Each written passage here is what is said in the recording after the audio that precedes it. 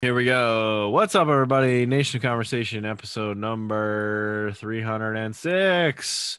We're back talking about the Temple, Lucha Underground, a second helping of Lucha Underground, Bill. You couldn't resist. You had to get back in the Temple.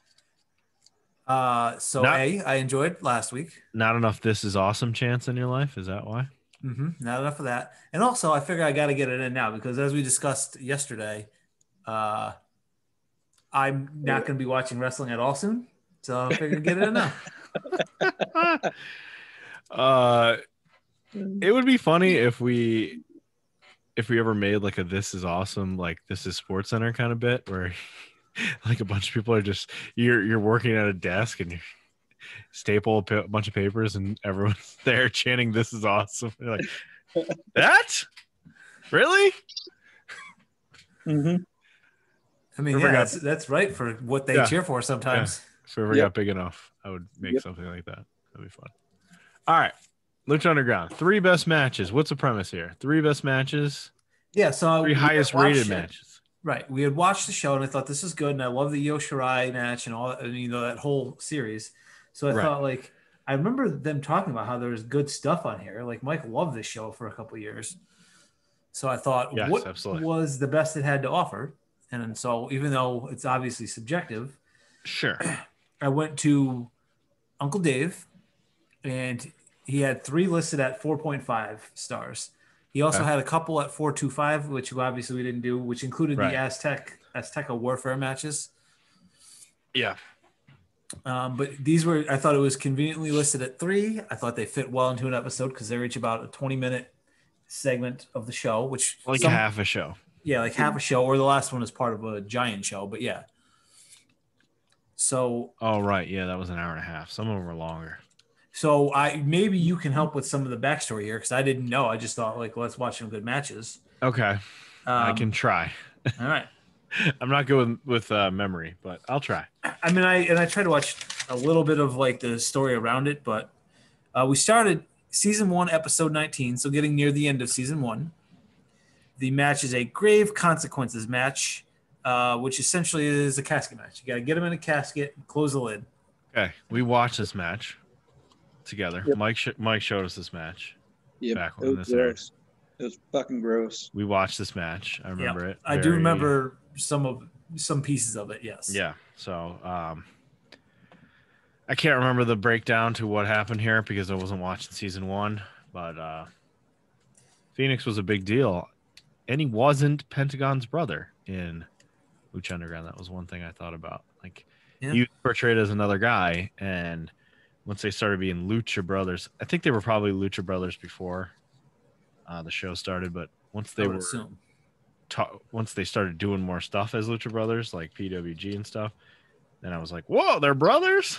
Now, they're actual brothers, right? Yes. Yeah. Okay. Yeah. So that was surprising to me because Phoenix was a star and Penta was a star separately. They never interacted really. Yeah. So what I remember from back then is Mil Muertes was this giant dude who was like evil. He licked blood. He had this rock, and he had that girl that would follow him around, Katrina, who has now switched sides. Yes, she is with Phoenix now, and they make a point of saying. First, I actually thought it was kind of cool. Mil Muertes, which means 1,000 deaths, versus Phoenix. They call them men of 1,000 lives because Phoenix, right? Yeah. Raised from the ashes. And sorry, go ahead. First thing I noticed about Phoenix when he came out was his mask is so different now from what it was then. It had all kinds of like things sticking up. Now his mask is very more simplified. It still has looks like little horns on the top, but this thing had like a giant piece and then a tail on the back and stuff. Yeah. So different, a lot different his mask is now.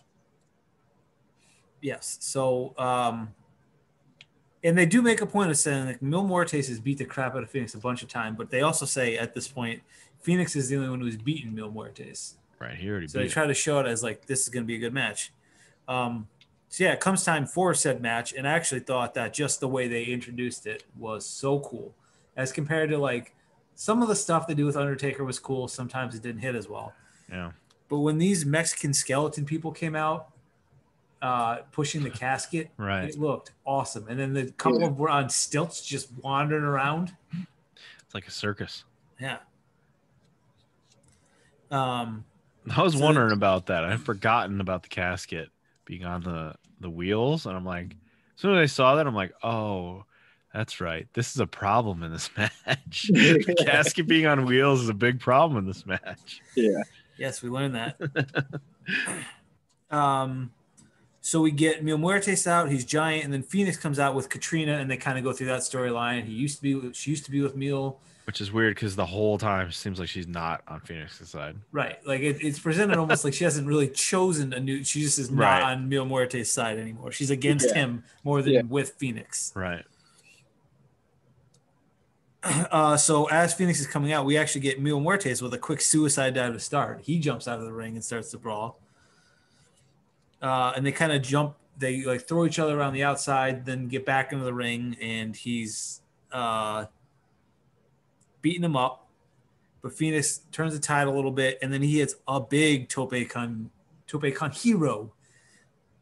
Right. There's debate about hello hero. Yeah. But they battle on the outside a little bit, and then Mil Muertes goes to get the casket. And this is where we see it is an issue, and it just kind of is this already where it falls off, right? The first time they touch it. Yeah, he goes to use it, and it falls off the wheels and just falls to the ground. So he leaves it there and like goes to find other weapons for the time being. He just ditches that idea. Yeah. So he's beating him with weapons. He gets Phoenix back into the ring, and then Phoenix goes to do a tope suicida, a suicide dive. Yes, this is great. Mil Muertes just like has the casket in his hands and just throws the one end of it up. So he dives headfirst into a casket. It's very reminiscent of the La Parca chair shot on a tope suicida. It's very reminiscent of that because it's like, nope, you're going to hit this casket headfirst. Yep. Very good. So he's hurting. So now he's on the ground outside, and the masked wrestler, Mil Muertes, immediately starts tearing his mask. Yeah. The tease that we usually get, he actually does it, and you can more or less see Rey Fenix's face this whole time. Yeah. Except for the fact that he's covered in blood. Yes, he is. Well, not yet. Right. But later he gets covered in blood, so you really can't. It's hard to see him. Yeah. So he's got his mask ripped, and he starts doing a thing where he's trying to cover it up. Then Mil Muertes goes and takes down the bottom rope and then does something I've never seen. He takes it down and then unscrews the actual buckle that connects. The bar. And it's just a hook. He's walking around with a hook at this point. Yeah. So he gets that under the mask, rips it more, tears his face with it apparently because he starts just bleeding everywhere. Oh, yeah. And then does he bite him now? Yeah. Yep. Yeah. So Phoenix is bleeding all over, and Mil Muertes bites his face, and it looks like he's actually doing it, and his blood is like gushing out more. Yeah. And it's really gross. Like usually, I think it's gross when wrestlers spit on each other, but this he was drinking this dude's blood essentially, chewing a guy's bloody face. This was hard to watch. Very hard to watch. So gross. They end up battling upstairs, and they end up on top of the office. So we got a big bump coming here. Yeah. No. And then there's no payoff. They bad moment of the match. Bad moment of the match. Like didn't need to do that. They tease a big thing and then nothing happens. They kind of slowly make their way back down. Go ahead. One thing I liked about the aesthetic, like you said, about the people walking out with the casket and stuff, I like that they had like the flowers too. Like you never see that in Undertaker casket matches where the funeral flowers are there and they use those. They throw, which are not going to hurt, but they make a big fucking mess and make the match look crazy. So I enjoyed that. Which they do use, yeah. So as they get down off the office, they're still on the outside, and Mil Muertes power bombs Phoenix onto the announce table, and then Wally, the crowd kicks up right about this point. Yep. Which this announce table is not like a Lego block WWE announce table. This shit is like like my dad went woodworking dad put it together. Like it's never gonna break. Yeah. I'm gonna put all these bolts in this shit and it's never coming apart. This is a solid dining room table. Just thuds on this thing. It's like blood, skin on wood. Yeah. It is never going down. And then you get Stryker going like, well, all of our stuff is covered in blood now. There's blood everywhere. So gross. And you just give Vampiro. Oh, blood. I've never been around so much else's blood like this before. But then, contradiction, Vampiro, where he says this, which is the best thing that happened in all three of these matches, as far as I'm concerned. Well, I've been around blood before because I've been in vampire cults my whole life. Yeah. No explanation. And actually, to his credit, Stryker does not indulge him. No, he doesn't. He Does not, completely ignores that line. Nope. Do you want to tell us about that, Vamp? No. Nope. I've been in not just vampire, like I hung out with vampires. Vampires aren't real, Vampiro. Even though your name is Vampiro, they're not real. Also, cults, vampire cults. What does that mean? I wanted Stryker to ask the question. Like, please ask the question. I want to hear explanation about this. No, I'm glad he didn't. If I'm being honest, I'm glad he didn't. The best. Vampiro's the best. He So thinks he's a real life fucking vampire. He obviously he does. Yeah. Isn't there another Vampiro these days now that wrestles for like GCW or something? It's different. It's like Vampira or something. Vampirina. It's got a different Vampirina. It's got a different ending, I think. Yeah. It's not quite the same. So let's see. Oh yes. Mil Muertes now grabs the coffin, picks it back up, and then drags it into the ring. And then clearly doesn't really have a plan because he kind of sets it up normally, drags it around in a circle a little bit, and then eventually settles on setting it in the corner like you would put a table up in the corner. Which was a good move because this leads to that really fun bump. Rey Fenix comes screaming at him, and he just quick snap suplexes him into the casket. Which makes that giant dent, which is awesome. Yes, it dents, but it doesn't have give the way a table does. No, it must have hurt a lot. Yep. I mean, it looked cool as shit. I'm sure it hurt like crazy, though. Obviously, you follow up the snap suplex with more biting. Of course. More Bite blood. that cut. Bite that cut, Mil. Which, by the way, you have to say Mil Muertes when Stryker's just going, hey, Mil around here. Doesn't sound as like menacing when it's just Mil. No, hey, Mil. Yeah. Especially the way he was saying it. Yeah, Mil picks him up. Just say Mil Muertes, the full name. It's much scarier and daunting. So Phoenix gets some animo going though, and he's gonna fight back now, and he gets a super kick in, and he gets this huge comeback going. He gets up on the top rope and then catches a top rope codebreaker from Mil. And he's just back to bleeding. Just being hurt and blood everywhere. Yep, back to selling. At this point, they decide they don't need the casket in the ring anymore. They put it back on the outside. And then they start heading upstairs again, but not up to the office, just kind of into like the they crowd, made this seem like they made this seem like this was like a 100-foot drop, and then they go over the little banner, like 6-foot drop, the banister there, and it's like they're on the stairs. They're not 20 feet up. Yeah. But this leads to chairs, and he just starts wailing Phoenix with chairs again. But he does hit a flip into Mil Muertes from the seats. Again, not like a huge drop, but he gets some off. Fine, good. Phoenix finally gets some offense in. That is until his head gets smashed into the rails this time. And right again, he's back underneath. Most of this match is Mil Muertes just beating the crap out of it. It's like 80-20 Mil. Yeah. Yeah. But we get some super kicks, and then he hits a moonsault from the seats again. Again, like a 6-foot moonsault, maybe. Yeah, short porch moonsault. So they're fighting on the outside, and Mil Muertes turns to give like a short arm clothesline to Phoenix, and instead Phoenix gets out of the way, and he just crushes Katrina. Right, Katrina just crushes her. Although, to her credit, she doesn't spend the next 20 minutes just lying there like a dead fish like they would in WWE. Right. She does get back up and She is down for a minute, but then she like does get up and like and Mill feels bad too. Yeah. That's the other thing. He clotheslines her and he's like, no. Yeah, so he lays her out. I'm a demon of death, but I feel bad about this. About this girl that broke my heart or whatever the story was. They end up getting back into the ring and we get fighting yet again for the third time in this match. Oh my God. So unclean. But they're fighting on the apron or near the apron, right by the casket. So Katrina comes over and she's the one that actually opens it up. And so they're fighting essentially over it. Phoenix goes up to the top rope and ends up double stomping Mil Muertes, who's standing on the apron, and like kicks him essentially into the casket. That's a good finish. And then rather than just close the lid, Katrina hesitates. So we're trying to figure out what's going on here. She takes his lucky rock, his pet rock that he carries around.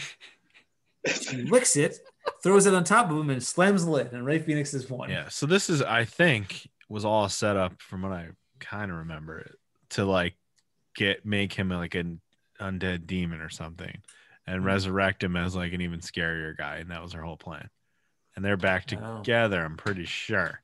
Okay. I don't think she sticks around because she does not like leave with Rey Fenix. Like no, it was just, all like, about like her getting him to lose so she can make him a demon or something with the rock. There was something with that rock.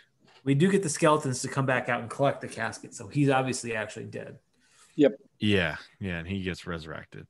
And yeah, this was a fun match, but it's just Rey Fenix getting murdered the entire time, which is what he's very good at. Yes. Dying and you didn't get all his meds, right? No. Okay. Dog pills. Yes. That's what he's great at. Jumping off of stuff and dying, like in matches, getting killed. He did both in this match. Yeah, he was great. Good match. If you take out the inability for fucking cat. All these cats at it again. If you take out the part where they climbed up for no reason and the inability to get the casket to work at certain times, it's probably a lot better than the rating. It's probably. Did you mention that Mil Muertes was helping her open that casket? No, was it? I'm trying to remember now. Yeah, because she was on the one side of it and trying to lift it open from one half of the casket. Because it was so dented. The other side, like, open. Yeah. Probably so dented it was hard to open. Yeah, probably. That was good. Yeah, I enjoyed it. This was a good start. I'd say 4.5 was a solid rating for this match. Yeah, I think so. Most of it was great. Yeah, the licking blood and biting was gross, but so gross. Lucha Underground. Yep. So we jumped to season 2. Now, Ryan, this is where you were jumping in. Is that correct? Yeah, I remember this match as well. I remember the first one, but I remember Mike showing it to me. I remember this match. I'm not quite sure about some of the teams. Yeah, well, I've got them written down here, but yeah, I'm not quite sure all the storylines of every team, but I do remember this match. So this is on season 2, episode 14. The episode is called Cage in a Cage. All right, Cage in a Cage. Brian Cage, who at the time only had the last name Cage, is that correct? Probably. Yeah, he was just last name. He was just Cage. It wasn't Brian Cage. He was Cage the Machine or something like. I think he was still the Machine. Cage Against the Machine. Yep, that was definitely it. Against the Machine. So the episode's named after him. They had this match. That wasn't the closer, right? Like that was the middle of the show. It was first. Yeah, it was first. I think it was him versus Johnny Mundo. So apparently they have had an elimination, or they have had a finals for the Trios Championship. I guess I don't remember that. This is a 4-way tag match for the Trios titles, which are not vacant though. No, there's champions, but it's weird. Yeah, so we go to meet the teams, and before anyone comes out, Dario Cuerta comes out. He's got an announcement, and everybody loves him. He must be doing good work because he's a bad guy, but the crowd goes crazy when he comes out. Yeah. He basically says, well, even though he's one of our champions, Angelico has been rushed to the hospital. We're trying to figure out what happened to him. We don't really know. We'll get to the bottom of it. He was he hurt his ankle in a Lucha Underground match a couple in he was actually hurt? He was actually hurt in the storyline. He got injured doing like a double stomp or something. He landed on his ankle funny. I think he broke his ankle. Ugh. And so they needed to replace him. And I think that he got beat up off screen or something.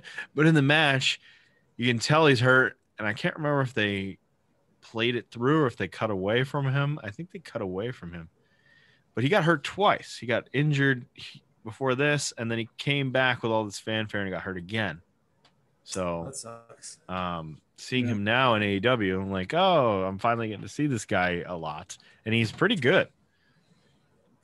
But yeah, so that's why he's not there. He's in AEW, right? He's him and 2 or something. Him and Jack Evans, who are a team in this, are a team in AEW. They're not a team in this though. They were a team. It was Jack Evans, the Dare Wolf, PJ Black, and Helico originally, but when he got hurt, they replaced him with Phoenix. Well, they have those teams messed up here then. But so we get Angelico.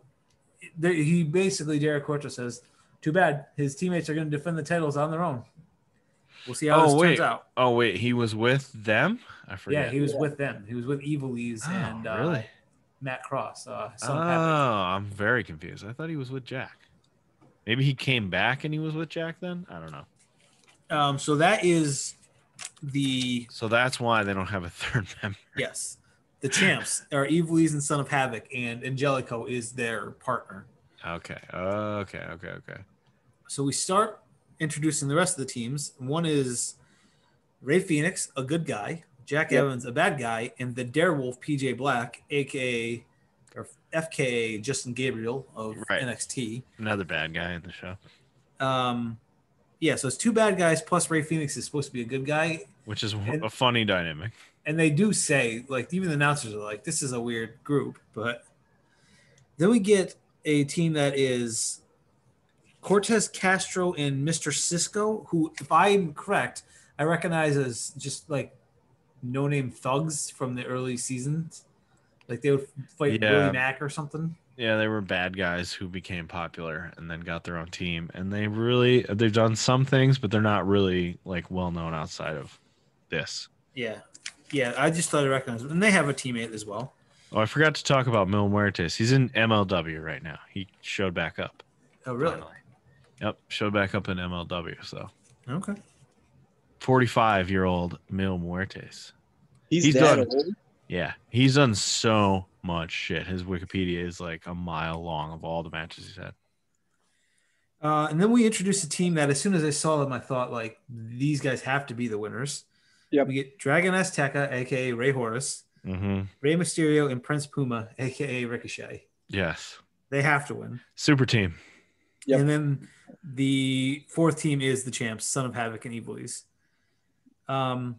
So we get, it's a fun start, but it's exactly what you think it's going to be. It's very choreographed. One team from each. Apparently, I couldn't tell if this rule carries throughout, but they start with 1 member of each team in the ring. Yeah, It's just that, like, some of them were just hanging out on the outside, like, so, like, kind of taking a breather, like you would if you had, like, I don't know, any other kind of match like that. Yeah, it starts out 4-way, which is really crazy. Yeah, because it's very choreographed, like 2-on-2. Who gets like the shot? They definitely break it back down to more like being double team moves on one guy, kind of things. But yeah, so yeah, we get a choreographed start, but it's very fast. Just everybody trading shots, getting hit, tagging out. Next guy come in and do your thing. So everybody kind of gets a chance to show off a little to start the match. Yeah. So we get like they're trading shots, and then we get fast tags, take 1 bump and get out. But then, of all people in this match, Cortez Castro grabs control and slows things down. Yeah. And the crowd is behind him. As you said, they're getting popular. Yeah, I think Stryker says, like, these guys were the most hated, and now look at them. Yeah. They're getting cheered while, like, Rey Mysterio's in this match. So weird. But, wrestling fans. So Cortez is taking over as they do the thing where people get hurt and roll to the outside to like get out of the way. But the other thing that does is that gives targets to just hang out on the outside. Right. So first we see Rey Fenix hit a spinning tope to the outside. Which that thing. That looked awesome. The Tornilla, is that what it's called? I think so, yes. It's awesome. He does it the best out of anybody. Like I've seen Laparca do that. It's not. I love Laparca, but it's a little slower. And the Phoenix one is awesome because he gets so high in the air. Spins a lot more. Dragon Azteca goes. I don't remember what his was, but he has a dive to the outside. Yeah, this is and like the just kind of keeps getting back up and waiting for the next person. Everybody gets killed. They stand back up just in time for the next guy to dive. You know, yep. Kind of I will say PJ Black definitely looked to be catching most of everybody. Yeah, he was the big guy in the middle. Yeah. Prince Puma goes for a dive, which you know is going to be sweet, but he gets blocked. He doesn't get to do it. PJ Black goes to the outside. Rey Mysterio gets his dive, which the crowd loves because anything Mysterio, obviously, they're into. Right. Then Prince Puma finally gets one. Son of Havoc goes. And I forget how good he is at this stuff. Matt Cross. Matt Cross is criminally underrated as a wrestler. So good. So he gets his. We finally get a couple people back in the ring, and Evilise is now taking over, and she's getting her stuff in. Like, this is, I thought, like, all right, well, here's the part where clearly she's about to get beat up, so let's show her off here. She's the baddest bitch, but then the best part of the match maybe was Jack Evans being like, I'm the baddest bitch. You're like, wait, you're the baddest bitch? It's kind of like the I eat pieces like shit for you, like you for breakfast. Wait, you eat pieces of shit for breakfast? No. So she gets some stuff, and then Cortez is in the ring, and his partner wants him to tag out, and he doesn't want to. So they get into an argument. And while they're like yelling at each other, Evilise rolls up Castro, and his team's eliminated. Probably the team that deserved to be out first. Everybody was probably, thank God, these guys, we're clearing some of these guys out of here in this elimination match. So she tags in Son of Havoc, and Prince Puma gets in, and they go for a couple minutes. The two of them just have some back and forth, and that is obviously very good. Yes, the high flying back and forth. Then Jack Evans gets in, and then this is where he says, like, Evilise says she's the baddest bitch, but everyone knows that I am the baddest bitch. And even Striker's like, what did he say? And Striker thought he said he's the biggest bitch. I'm like, no, listen to the guy. And then he like tries to go to Vampiro, and Vampiro just ignores him, just doesn't acknowledge it. Yeah. Are we ready for the Vampiro moment of the match? Please do. He goes. Striker goes, Vampiro, what's the significance of the number 3 in this match? And he goes off on some like devil tangent, like, oh, you know, three's kind of like a dividend of 6 or whatever. Like, you know, 666 and devil stuff, and like he tries to connect 3 and 6. It's very silly. Oh, 3 and again, Striker asked no follow-up questions. None. 3 is definitely a devil's number. Okay, Vamp, go ahead. Yes. So obviously, as soon as he does this, Evilise comes back in. She gets some more shine, beats up Jack Evans some. Right. She goes for a pin. PJ Black comes in and just kicks her square in the head. Just blasts her in the face. In this case, actually, I thought this was kind of cool. He blasts her in the face. She like collapses, and then he just rolls Jack Evans over on top of her and lets Evans get the pin. Yeah. So the champs are now out. Because he wasn't actually the man. And he wasn't the legal man. Yeah, but he doesn't do anything about like, let's get the tag or anything. He just rolls him over and lets Evans get the tag. I also laughed at Striker and Vampiro trying in the beginning to identify who's legal and then just giving up and saying it on the thing. Like, you know who's legal, Vampiro? And it's like, nope. Striker's like, all right, well, I guess we'll just follow what Marty Elias says. Yep. We're not even going to try. Fuck it. So we get Phoenix in the ring against Dragon Azteca. These two go at it for a couple minutes. They will fight again many times in other promotions. Prince Puma finally gets in, and he just clears the ring, does a bunch of Prince Puma stuff. Yep. Ends up getting to the top and hits a 630 splash on PJ Black. But then Jack Evans comes in and gives him a nice low blow. Right. Yeah, the 630 is cool to see every time. Right in the Pumas. Right. But yeah, Jack Evans is being a jerk about it. So Ray decides he's going to get in and he's just going to take over. He hits a 619 on Evans. And then Prince Puma and what's the other one's name? That dude dives to the outside. Dragon Azteca. Ray Horace. Yep. And this clears out the ring essentially for the final combatants. And Ray hits some kind of cool looking but weird looking falling moonsault where he just like drops the rope and like quick spins off of it. Yeah, There's I don't know a name what that for is. Yeah. There's a name, but I can't remember. But yeah, so he essentially does like rope assisted moonsault. Aussie moonsault. But like right. where he like is hitting the rope too, yeah. Oh yeah. But this clears. So this he gets the pin. Ray gets the pin, and now him and Prince Puma and Dragon Azteca can never lose the titles because they're trio belts, so they're not going to fight good people. Always going to win. They do apparently lose somehow because they don't have the belts later. But and very quickly too, because this one that we watched is what midway through the second season. Yeah. It's basically leading into this match between the two of them. Yeah, it's like 2 months before the end.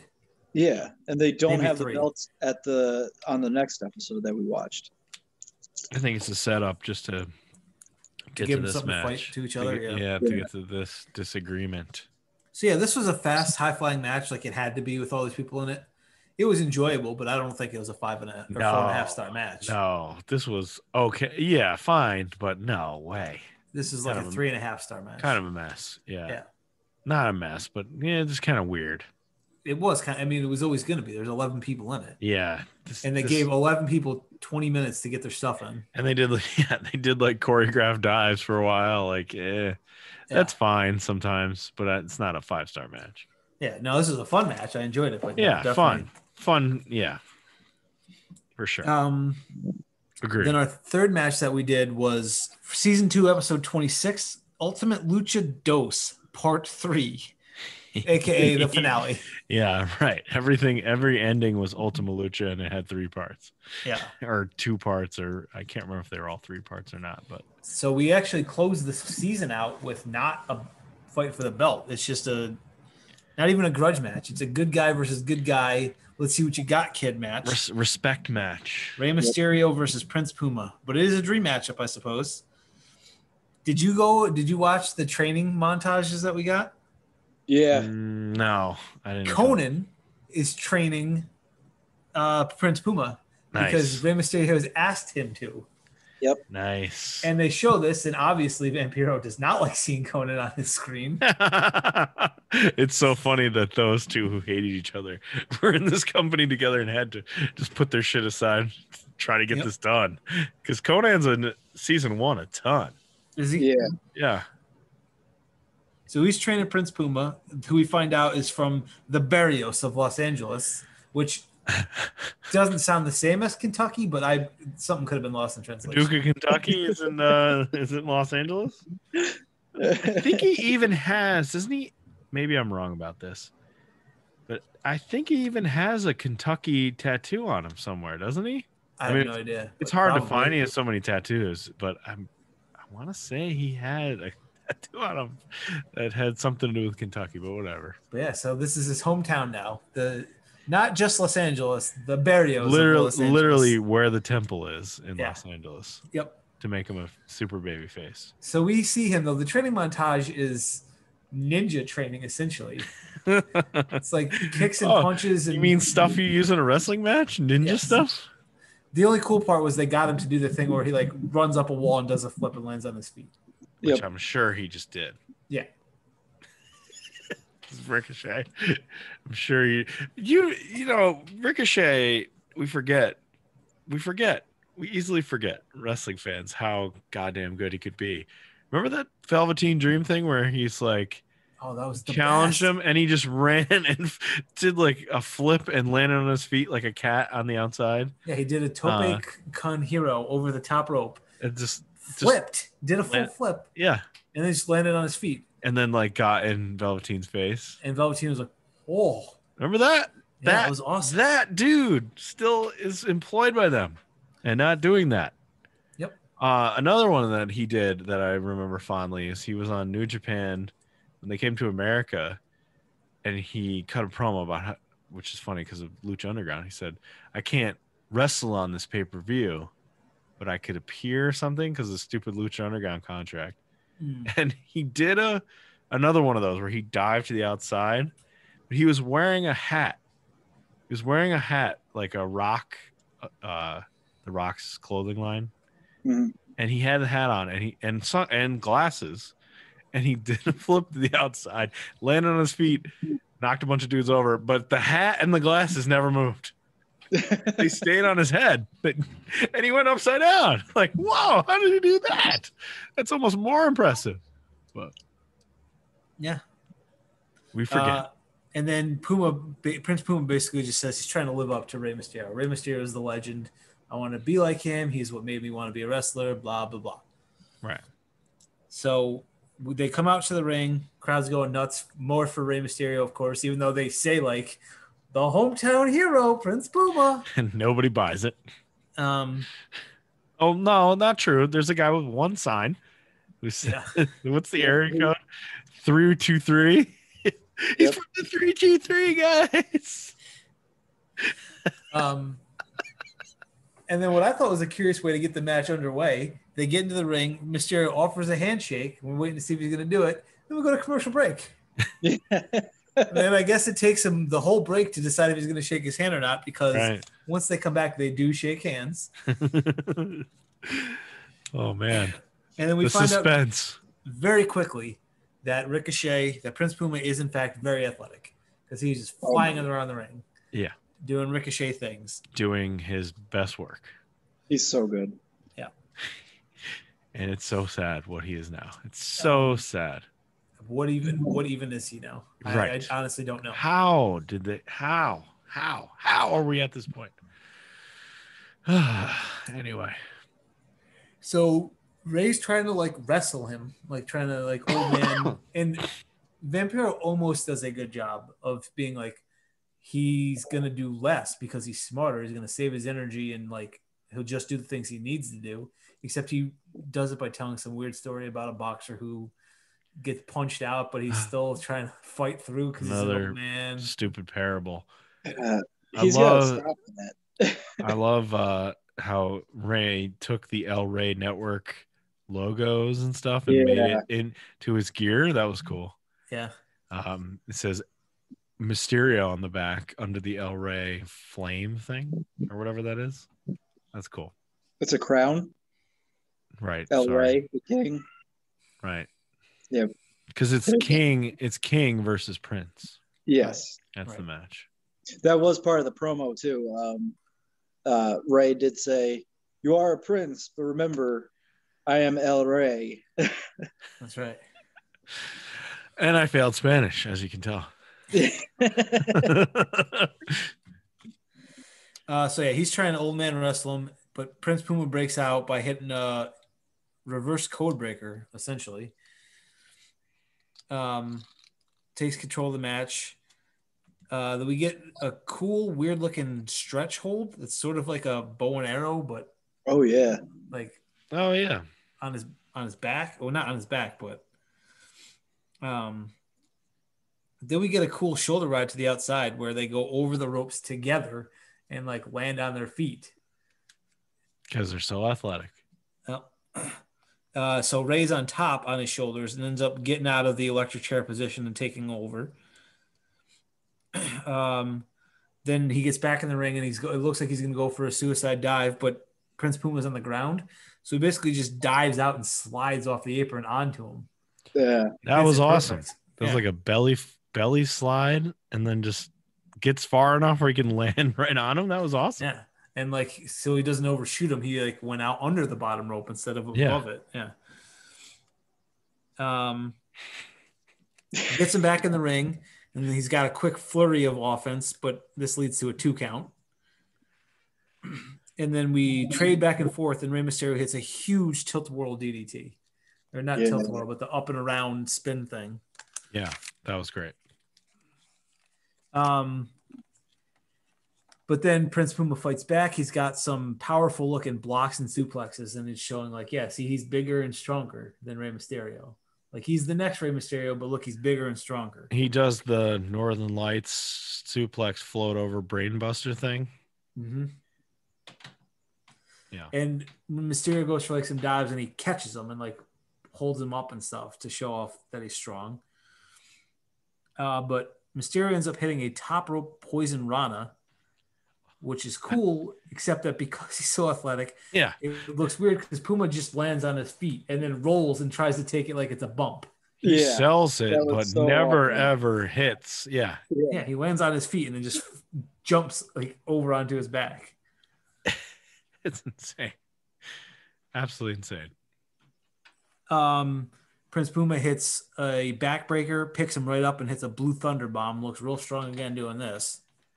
Forgot about how great that move is. That's a fun move. Yeah, but we Sami don't Zayn see used any. to hit it great. Sammy, yeah, Sammy used to do. I don't know if he still does it. I don't either. Who knows?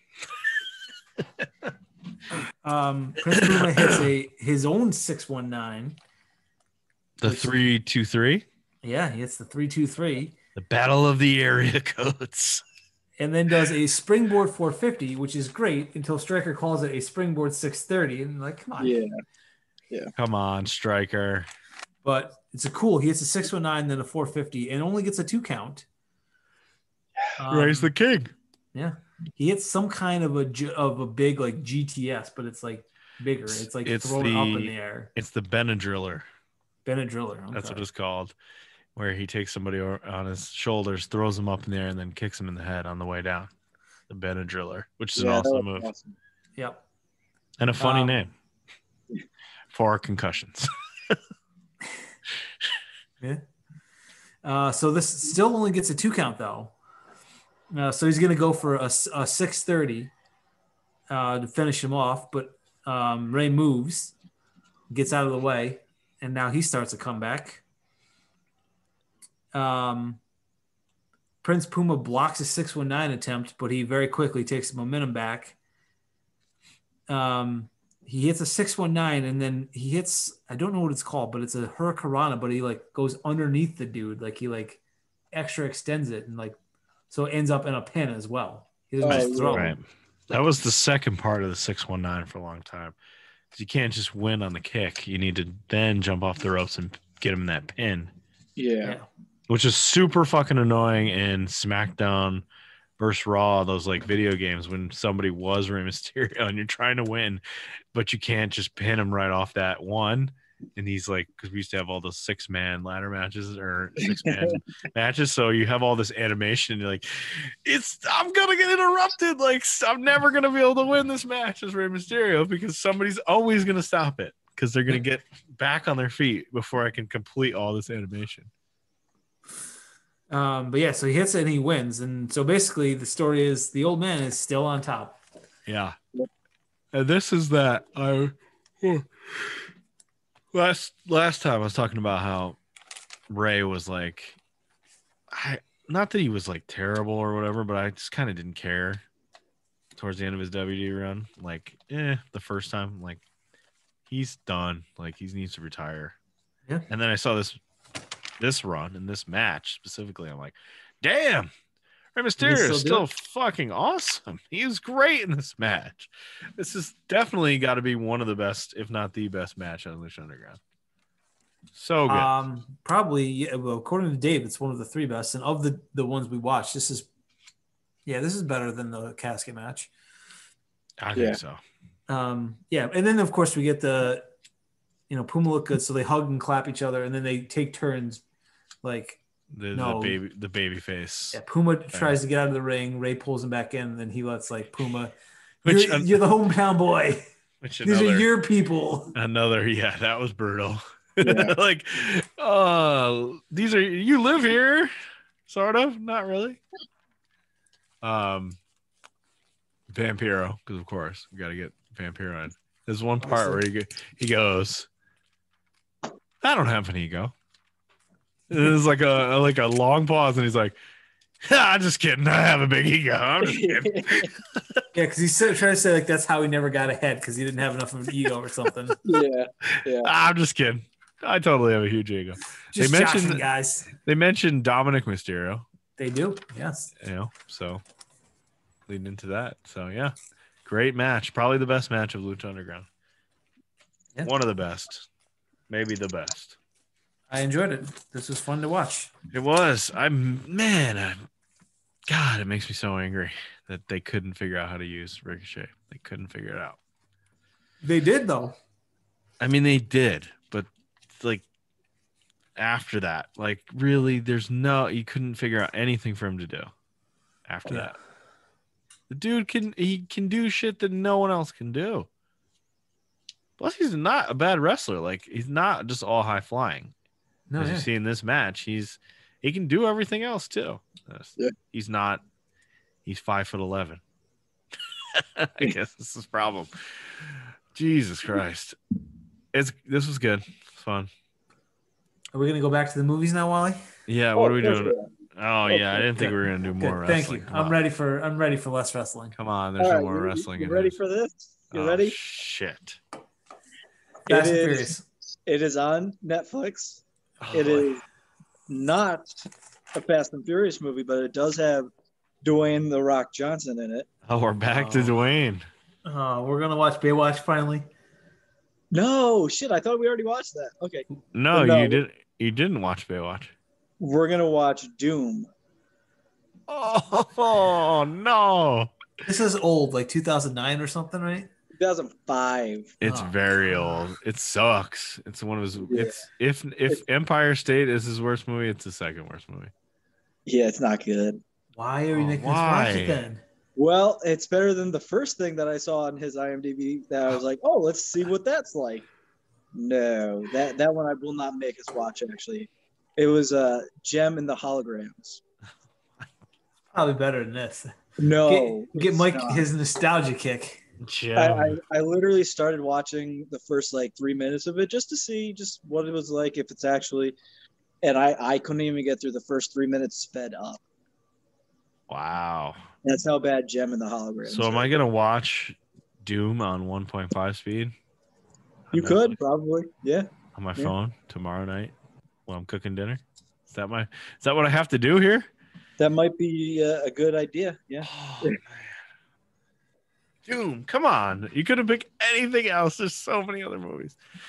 Oh, my. Doom. All right. That's it. Watch Lucha Underground. Don't watch Doom. We'll do it for you. Talk about how stupid it is next week. Peace out.